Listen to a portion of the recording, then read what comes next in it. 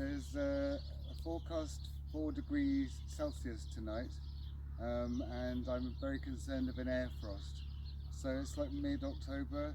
I'd like to leave the fruit on the trees as long as possible, but if there's an air frost, it could all be ruined. So I'm going to get it all in today.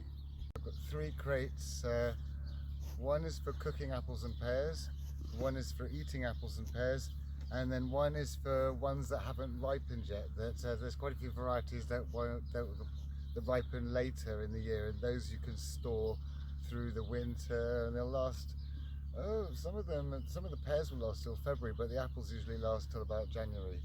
And what you do is you put a layer of straw in, and then you put like a layer of fruit on, but not touching each other, and only one layer. And then you put some more straw on top of that, another layer of fruit, and you can just put them in like a shed somewhere that's going to be away from frost, and somewhere that's like cool and dry, not heated, and they'll last for ages like that. And any that aren't ripe on the trees will ripen like that. These come into the category of ripening in the straw. I think this is winter gem, and they're hard as rock still, so I reckon these won't be ripe for another month or more.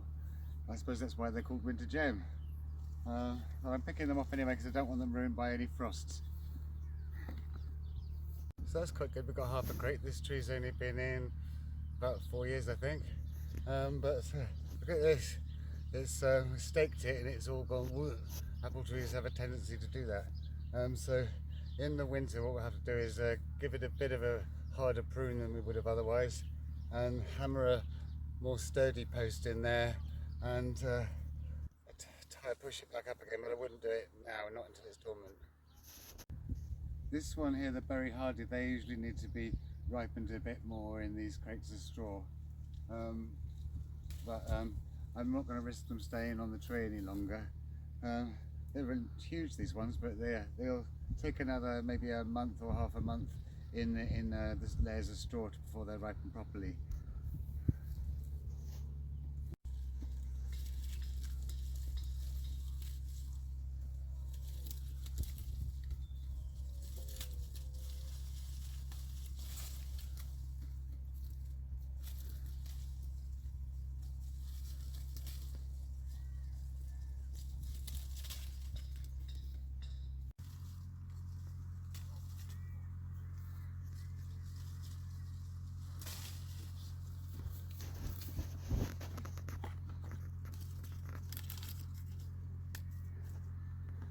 Some of them are more difficult to get to than others.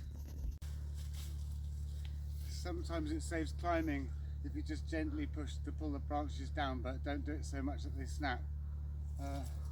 And then you can easily pick the fruit off. So I've had to climb up the tree to get some of them, but I suppose I could get one of those fruit ladders that you lean against the trees. That might be good. Let's see. There we are. And there's Cox's apple. I think they actually might be ready. I'm going to try one. Let's try a small one. These are a truly gorgeous apple. Cox's orange pippin. And they're quite late, but these are going in the ready to eat now crate.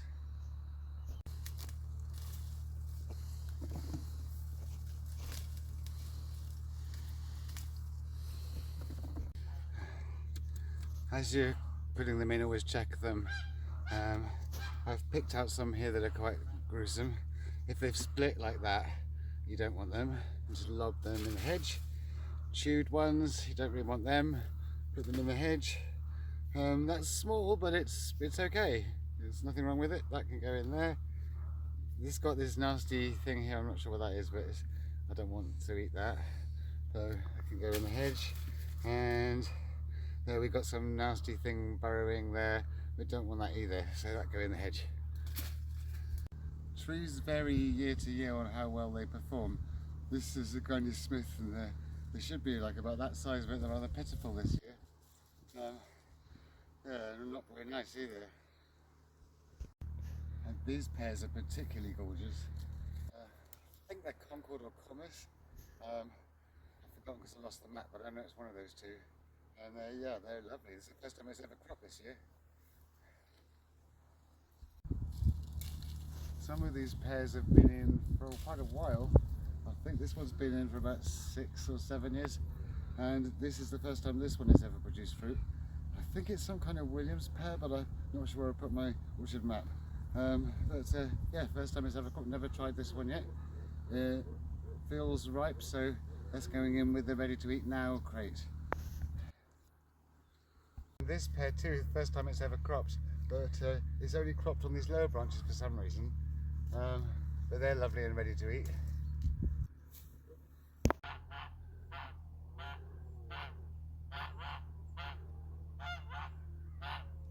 This is Berry Stekmans. This is a Dutch pear. I'm not sure if it's a cook or a eater. There's only one way to find out. Really nice. Oh, these are just lovely. Berry Stekmans, one of the nicest pears I've ever tasted.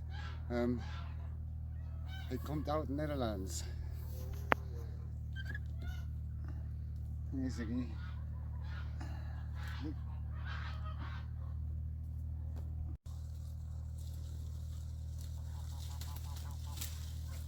I had quite a pitiful harvest from this one here, which is a sunset. Usually they're quite big. This year they're mostly they got chucked in the hedge, and there's just a few that are passable.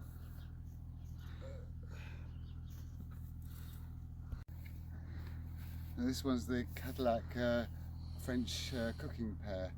I'm going to just use a plant pot because there's not enough of them to fill a crate, and there's no other cookers to pick today. They are a funny shape. They're really lovely, just sort of cooked a bit. Always check around these windfall ones, make sure they're not eaten or anything, and they're okay. There's a few more. That looks a bit like something's already had a bit of it.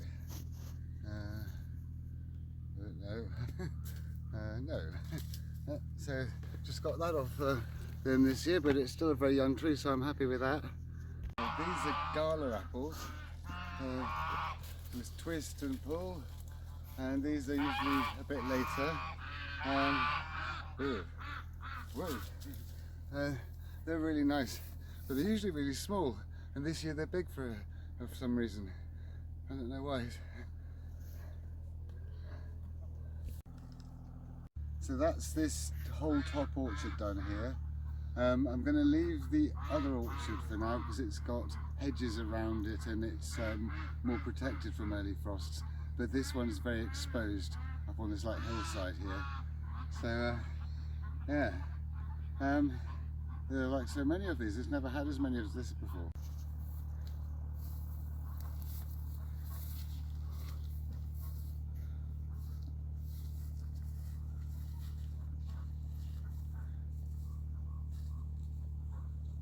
There's this orchard here which is protected by the woods on that side and this big hedge on that side, so it should be really sheltered from any late frost. I'm going to do this another day, and I might call that late orchard harvest. So these are cookers. These are ones to eat now, and these are ones to eat now, and those are ones that have got to ripen a little bit more, and we've got the other orchards still to pick, but that's pretty good. So I hope you liked today's video. If you did, please like and subscribe, and if you press the little me down there you can see my other videos, and I shall see you next time.